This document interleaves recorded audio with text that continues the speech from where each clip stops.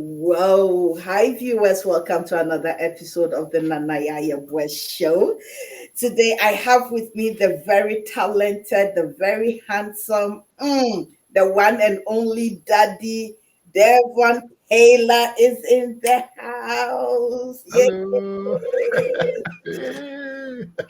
This one, I hunted him down in California. Mhm. Mhm.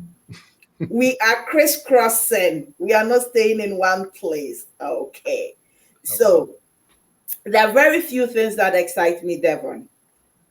Children's literature is one of the things. Children excite me. Storytelling excites me.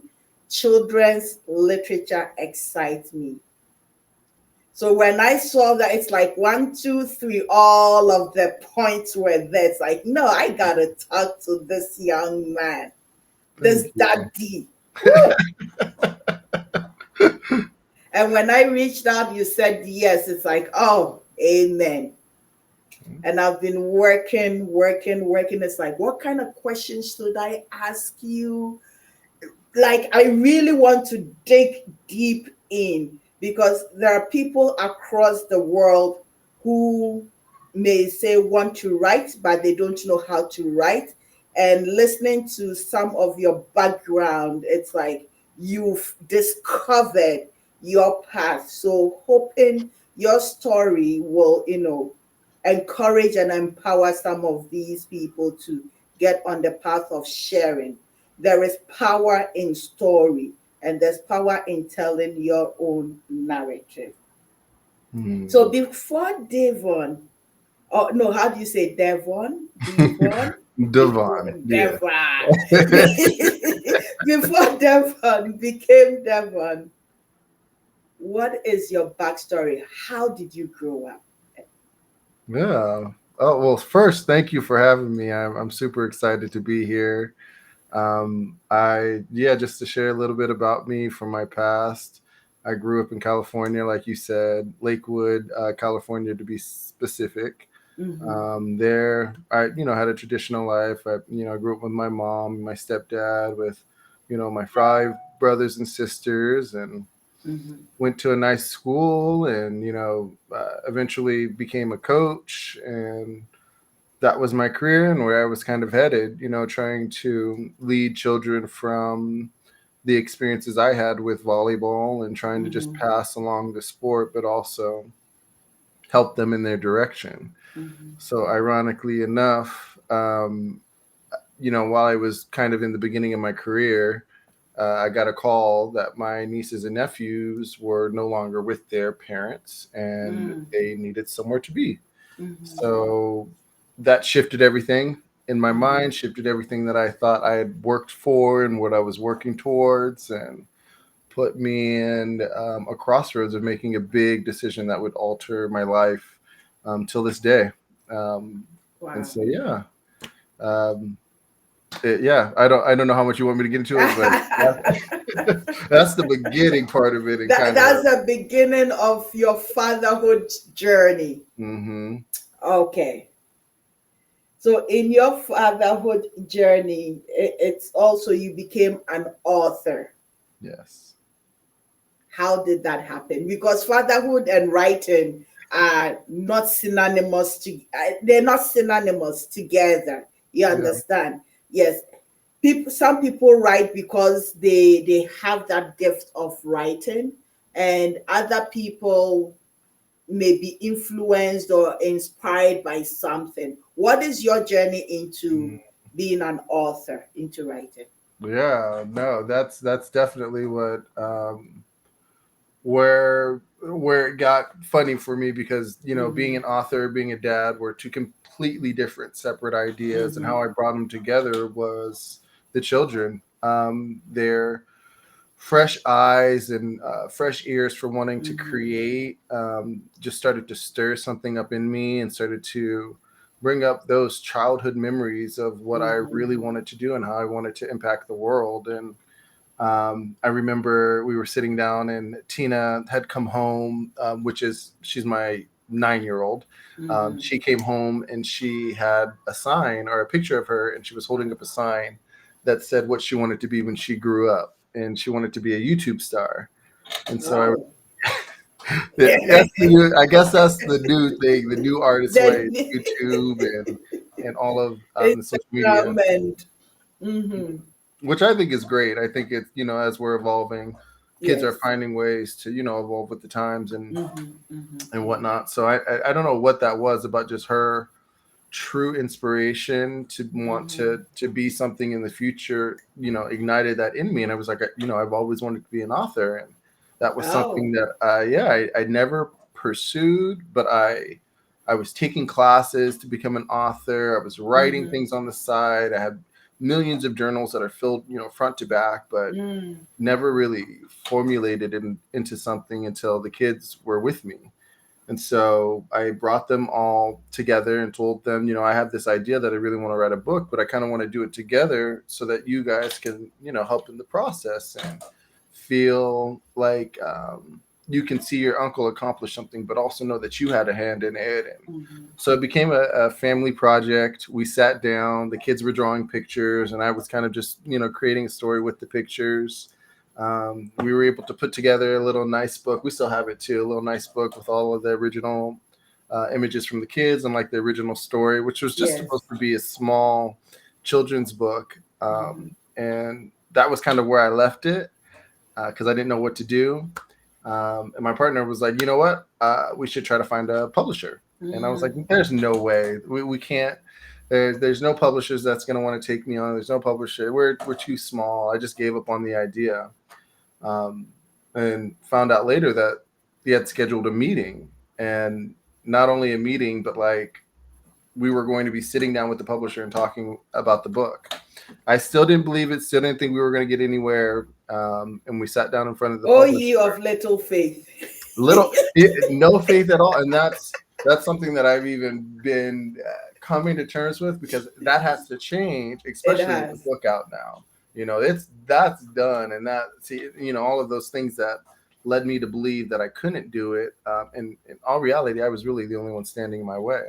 Yes. So the publisher loved the idea, loved the idea of just our story and how we had come together and what we were really trying to do. And so she told me, I really like this idea, but I think we can expand on the story, and just made it so that, not only was it challenging me as a writer, but also so that she was giving me the opportunity to really tell the story I wanted to tell. And so we came up with the story Icarus Finds His Power, which is about a young boy that grows up with his mother as his matriarch and almost like his gladiator, the person that he looks up to the most. And the story is just about how he loses that image of his mom physically and emotionally during a battle, and has to cope with becoming a foster. And so we took our real life experiences, crafted into a story where you can kind of follow Icarus's journey and see him get to a point of just finding acceptance with himself and pushing through, even though, there are things in life that make us feel like we can't, just like me writing. Yeah, that's it in a nutshell. now, now I'm interested in the name. How did you come up with the name Icarus? How do you spell that? How I spell it is Icurus. Icarus. And Yeah, how are you saying it? Icarus. It's a play on words. Okay. There's an explanation in the story that explains his name and why it's spelled that way. But Okay. long story short, it's taken from the story of Icarus, the boy that flew too close to the sun, and his father was advising him not to, which is kind of it plays like a little bit of a role reversal and idea reversal of the idea of him flying too close to the sun, and the sun actually being his mom, and that's who was close to him. So when he loses that, how does he cope with the idea of no longer having that protector, that guider? So it's very No, nuanced. the reason why I sound you said Icarus, it's like I wanted to hear because I was saying it differently, and I'm not going to tell you how I was saying it. Yeah, tell me. I love it. No, I'm not. I love that because I feel, especially when I've met people that have read the book, and I've Hmm. even people that have looked at the artwork. One of Yes. the most amazing things that I didn't realize when I created the book was that Hmm. so many people were going to have their own interpretations of Interpretations. what Yeah. happened, and what's happening next, and that Hmm. Hmm. excites me because that makes me feel the story that I'm telling is interesting to a point Hmm. where it's creating some kind of conversation, Yeah. even if it's a children's book, no matter what it is, like. It is a story. It is a narrative that people need to hear. And there's no single story, anyways. There are multiple stories or variety of stories that we all come. For instance, my narrative is different from your narrative. Does not mean I cannot learn from yours, neither can you learn from mine. You understand? Yes. Absolutely. Beautiful. So, with all this conversation, now you were no kids, then you got saddled with kids, now you become a daddy, Mhm.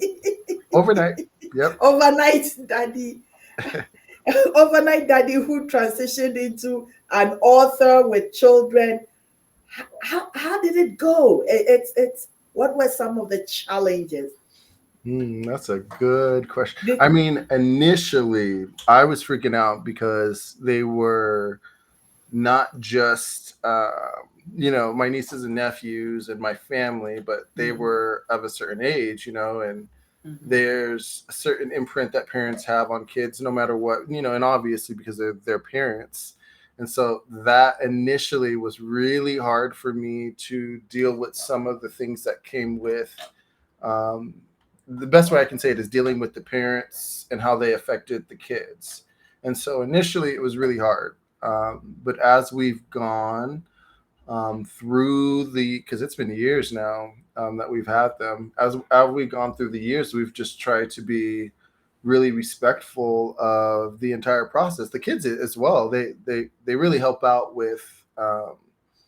I mean, they're just great kids. They just really help out with, understanding that this is my first rodeo, my first time mhm, putting myself out there as a parent and really trying to do what's best for them. And so I think, having that understanding, and they're so young, so it's not really something that you would want to expect of a kid because they're children. yes. But because they have that understanding, I think that helps their situations too, because Mhm, foster kids have a very unique situation, and mhm, I know that I'm not their dad, and anyone that enters their life is not going to be, that's a woman that's not going to be their mom or whatever the case may mhm, be, and they don't have that connection anymore. So mhm, um, that to me, finding ways to hear them through those moments, because they do bring up, like, I miss my mom, I miss my dad. Finding ways to allow them to have that, those moments of sadness, of grief, of just loss, are really important to me, and just hearing them out, I think makes the biggest difference, in what I see, their attitudes, their emotions, and how they function day to day. So mhm. Wow. That is a lot. yeah. Unfortunately, children don't come with a rule book. You It's you funny. have to figure it out. Yes. This Yes. social worker told me the other day, because Mhm. we're in the process of transitioning to adoption, Oh, and she beautiful. was like, "You should really consider, like, doing this." And I was like, "What do you mean?" And she was like, "I mean, like, continuing to take in kids." And I was like, I've got four. I don't think anymore is what's necessary." And she's like, "No, just think about it in this time in your life, because you've had these kids for so many years, and because these kids, like my niece is autistic, so she has an IEP. They all have IEPs for various reasons, but because they have IEPs, and because they have certain PTSD, and they've gone through things, like, you have experience to continue to do this if you want to continue to save lives." And I literally had to sit there and think like, man, like that's a big statement to, it was one thing to take in my nieces and nephews because they're my family, but to take in other children, um, that would be a big task. And honestly, it would be God's will and God's mission to put that in my place, because the way she said it was so convincing, but not something I saw. I didn't see the kids in my life, but even more, it's a lot. Maybe this is what I tend to find is that many times we don't see what we have or the gift Hmm. we have till somebody points it out to us because they are outside observing and seeing all these skills that we encompass, we have. So probably he's seeing this beautiful gift you have, but you are still, questioning Hmm. Well, yourself. yeah. I mean, because I want to just do right by the kids, and they've been Mhm. through so much that it makes me feel. I mean, obviously, I'm their legal guardian, so I'm obligated as their parent to, do Yeah. what's best for them. But like, even when it changes to the adoption, and they're with me full time, and there's no one in between, there's a certain level of respect I want to have for them as children, because I don't think we always got that as children. And I think my mom did her best, and Mhm. I, commend her 100% for, being there for us as much as she possibly could. Mhm. Um, but I wouldn't, I wouldn't say that I would like be happy with myself if I wasn't trying to one up or do more if I could. You know? I think we think sometimes we think as parents we have to give the children the whole world, Mm, and we don't have that capacity to do it. And children need to understand that, and that is mhm, where the strength to cope with difficulties in the world come, to navigate through this world comes in. But the most important thing is they've got love, they've got mhm. shelter. They are authors at this age with their daddy uncle. Come on. Yeah. What's funny is that they got to see me speak in Naples for the book because we did an authors Yes, event. yes, I watched that. It's like, Yeah, okay, that's your TED Talk moment. yeah. It was just me telling my story, Yes. which felt great, and they were there. They got to see it. Mhm. They got to be in the crowd, and it, it's amazing to do that for them, and not Yes. only for them, for myself, because it Hmm. was something I didn't believe I could do something else, and I did it. Hmm. So now I'm, Hmm. cutting down this list of things I can't do and proving to myself every single day that, I'm stepping up to the plate. So they can't just focus on the CA and forget the rest. I Black can. them out, forget the rest. Yep, that's true. Until you try, you'll never know. Yes. Hmm. So I'm going to ask you. So at this point, what does family mean for you? What does family? Family means, oh man, I'm gonna sound so corny, but family means home. It means um, love. It means unity. It means support. It means so many things that I think we have been challenged as a Hmm. family, as we've tried to formulate our family together. Hmm. So it means a lot of things. It means the world to me when it's the kids and all we've built. And yeah, that's a powerful word. Yeah, yeah, yeah.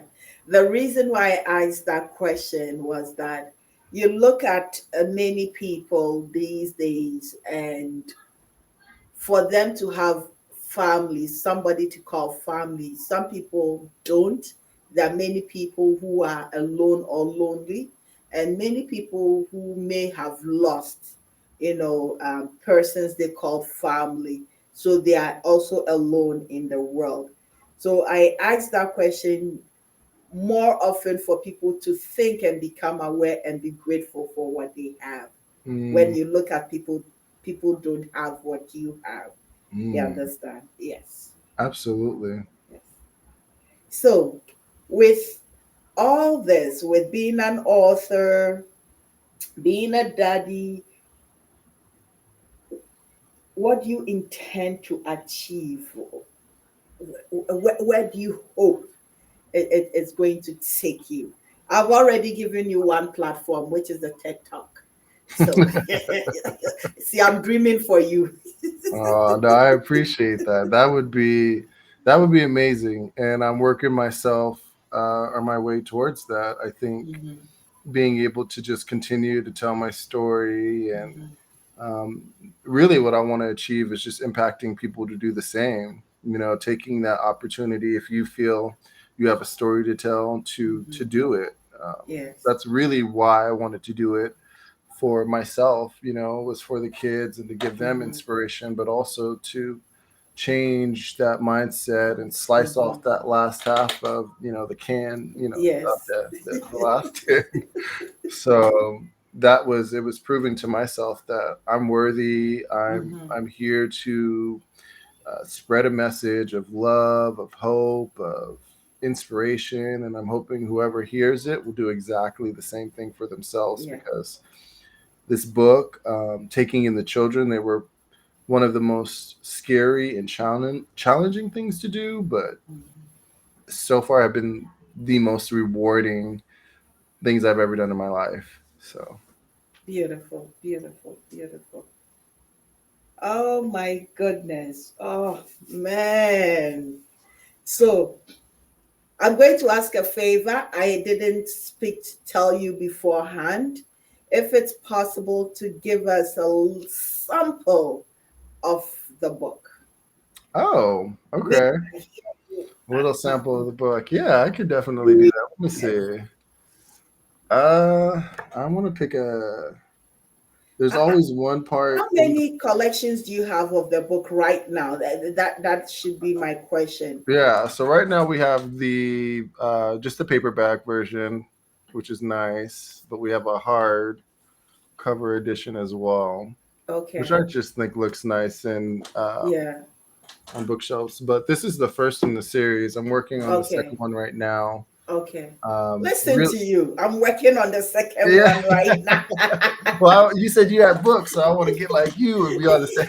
I want to be multi That published. is that is wonderful. Yeah. Yeah, but the idea is just to continue with the story. Mm-hmm. Really, I wanted this first book to land and kind of let it simmer and Mm-hmm. get the attention as much as it possibly could before I try to add to it. But Mm-hmm. I'd like to continue the story. I'd love to write more books. I'd love to speak more. I'd love to, yeah, just continue to tell our story. I want my kids to do the same. I think that they have a powerful story, and Yes. um, I think what they've been through needs to be told for them. There's no Mm-hmm. reason why they need to hold that in, but I've also expressed to them that when they're ready, they need to, access that inside of themselves, tell that story, because it's probably it'll probably impact more people than they probably could possibly think. Um, so yeah, I'm excited to just continue to put myself out here, just like doing this podcast, um, to put myself out there and just tell my story. That's really what I'd love. Yeah, So whilst you're looking for the page, yeah. viewers, if you've not subscribed to the Nana Yaa Yeboaa Show, please do, so that I can get wonderful guests such as Devon Taylor, author extraordinaire, number one daddy. I should toast you onto the show. Please do subscribe and follow. Thank you. Let's see. Oh, okay, let's do. Oh, there. This is the Greek myth. Okay, so because we were talking about how I spell Icarus, we can kind of talk to that. So in the book, we're at the part where Icarus has been born, and Juno is asking about his name. And so uh, Juno goes, "What's the lad's name, eh?" And his mother goes, "I think I've decided on Icarus." Juno looks shocked shocked, and he goes, "I swear, isn't that a folk tale about a boy that flies into the sun or something?" Juno asked. Sunny laughed, which felt like a mini roller coaster for me in her arms because she was so strong. She shooed Juno away. That is the Greek myth about Icarus of Earth, the story of a captured boy who doesn't listen to his father and flies too close to the sun. Tisk tisk. That is much different than my boy, who was born with the power of the sun inside of him. This is Icarus, son of Aurora, and his name is spelt with a U for unity. So I'll stop there. I don't want to read too much. Get you guys to tune in and Oh, hopefully read the book. But I every love it. little thing we threw in there, we tried to have The like U is for unity. I mm-hmm. love that. I Yeah. love that. That is beautiful. Thank That is you. powerful. That Thank is you. powerful. Wow. So, from author, daddy, entrepreneurship. Mm-hmm. For somebody who wanted just to be a football coach, and now you've been thrust into different avenues. How has this journey of entrepreneurship been for you? It's honestly been really great because I'm getting to learn so much about myself, about my health. Something that I don't really mention very often is, the kids have transformed the way that we think about food, water, really specifically lately, and me and my partner have banded together to become water ambassadors, and we have joined a community where we are facilitating water sales. And so there's more information on my Instagram about that, but it's been eye-opening because there's a lot of things out there that I don't think we're all fully aware of until we start really doing the inner work. And once you start doing the inner work and connecting yourself with a much higher source, I think that's when things start opening up and you start kind of seeing the world for what it really is. So Mhm. for me, it's been a lot of transformation. It's been a lot of ups and downs. No doubt. It's been hard, but I would say out of everything, it's Mhm. been really rewarding and just really helping us see a little bit more clear, I guess you can say. Yeah. Wow, that is great. That's great. So, um, yeah, I think you've touched on a few things, how rewarding it is, and learning and stuff. I think my next question is going to ask you specifically, what are some of the lessons you've learned from everything, from you being thrust in as a father to your storytelling, to your being an author and entrepreneurship, and being on stages now in the US, and soon you'll be on the world stage. So Calling it listen, in, calling it in. Yes, I love it. it is what it is. It's going to happen. You put in the work, God makes sure it happens. The universe, anyways. What are some of the lessons you've learned? Hmm. I think the main lesson, and we've talked about it a few Yeah. times in this interview, is really believing in yourself, or at least giving yourself the opportunity to try the things that you believe you can't do. There is really nothing that we cannot do. Mhm. Anything is possible. I think, especially when you have that belief in yourself and not you don't allow your mind or any any spirits or anything like that take control of you and Mhm. allow that to rule um, your decisions. But another lesson, let me see if there's anything that I can think of that I haven't said. um, I think maybe investing in yourself has been something that I've learned that is you don't always see it right away. At least what you're getting back, or at least financial gain, whatever it may be, when you do something like writing a book, because the process in whatever route you take can be expensive or time consuming or whatever the case may be. But I know after putting in that work and dedicating myself to finishing the project and just really, really just trying to put myself out there, it's opened so many doors and just allowed me to flourish in so many ways that I never saw myself um, doing, or at least accomplishing, in such a short amount of time too. When So did the book come out? February 14th. Um, Oh, yeah, Valentine's Day. So I oh, I did that because I felt like it was like my Valentine's always been my mom. For the longest, I would yeah. always give my Valentine a little card to her. So it was like my Valentine's to all the mothers out there. My way of saying thank you for what you guys do.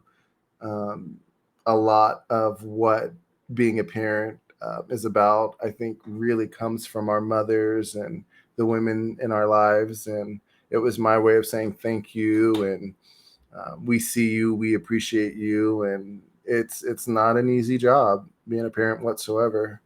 So yeah, it was my way of saying thank you. Oh, all the mamas we accept. Yeah. Even though it's way out there, in fact I accept it for this year and taking it to next year too, and carry over. It's well deserved. I mean, it's not easy. No, it's not. It's not easy, especially. It's never been easy. I can't say, especially in these days and time, because this is the only period that I live in that I know. I don't know any other time. So Right. I can only speak for now and for my little spot where I am. It's not easy. It's a lot of struggle. It's a lot of learning, self learning. Mhm. It's a lot of hope and prayer. And because at the end, you have the children, but they are not ours, actually. They belong to the universe, they belong to the Mhm. community. And guide, we guide them, we direct them, and we hope that the guidance and the direction we give, these seeds, positive seeds we sow in them, will germinate, useful fruits when they grow up and they don't get corrupted, you Yeah, know. But we can only do so much. We can only do so much. Wow, absolutely. beautiful. So, what am I looking at in the future? In the future for me, let's more books, more More kids. podcasts, more kids, potentially. The near future, who knows? Yeah, that Yes. um, hopefully more speeches. Right now, I'm in the process of auditioning for an authors event in Tucson. So Oh, many prayers. Tucson, Arizona. Yeah, Oh, they have a big festival every year, and oh, you got to enter in and enter your book, and they review it and let you know whether or not they want to have you as a panelist. And it could be a good opportunity once again just to spread my message, yes, have the kids, get yes. some time out in Tucson, and just do something different, and Yes, yes, yeah, yes. that's really what I have, lined up right now. Just continuing on with what we're already doing and Mhm, raising these kids. But mhm. yeah, Beautiful. Thank you so much. uh, Thank you, Devon. thank you. Really appreciate you saying yes to this interview. But before we go, if people are looking for copies of this book, you gotta tell us, where are we going to find this book, Icarus? Yes. So you can find Icarus Finds His Power on Amazon. You can find it on Mhm, barnesandnobles.com. If you would like a signed copy, I do sell Icarus Finds His Power on my website, which is just mhm, devontaylorauthor.com. mhm. And I'd love Please to remember personalize. to add the author because Yeah, it will take you to so many different. there's a lot of Devon I Taylors. know, I know. Very common name in America, but Yes, yes, yes, yes, yes. add the author at the end, Mm-hmm, and that'll lead you mm-hmm, directly to the website. mm-hmm, But I'm on TikTok, I'm on Facebook, I'm on Instagram, I'm on mm-hmm, YouTube, and just kind of. I've slowed down a little bit because I've been trying to be a little bit more present with my mm-hmm, life, with the kids, with our mm-hmm, process and what we've got going on over here. But I do post, occasional updated videos and kind of keep you guys in the loop as far as how life is going on over here on this end. And, those are my ways of getting that message out. So if you guys are interested, want to follow, you're more than welcome to. It's just Devon Taylor author at all of my handles. So, yeah. Thank you so much. I really appreciate this. This has been really cool. Beautiful. Thank you, thank you, thank you, thank you. My brother from another mother. Yeah. So, guys, if you've never watched the Nana Yaa Yeboaa Show, the Nana Yaa Yeboaa Show is about storytelling, the power of story to transform, to inspire. And since it's not a singular story, there are multiplicities of stories around. It is imperative we hear different narratives from people of different backgrounds so that we tend to share and learn across the board, across the world, what story means. Many of my viewers are on the continent. Some are here in Canada, some are in the US, some are in the UK. Yes. So what I want to do is to bridge that diasporan African and the African diaspora, just like yourself, in story, so that what you're going through, you sharing your story, somebody will hear where they are not here. Or even here in Canada or the US, somebody will say, I heard this podcast with Devon and he did this, he did that. It will inspire them to take a pen, a paper, or just pick up their laptop and write that story that is sitting within you for eons and eons of time. We are human beings and we are full of stories. Devon, Yes, I love that. We my people are. say medase. Thank you. I appreciate you. Thank Thank you you so very much. much. And I'm going to put in all your handles down there somewhere. Yes. Perfect. So whoever that is looking for can actually just click on it and it takes you right to Devon. The beauty of technology. Yeah.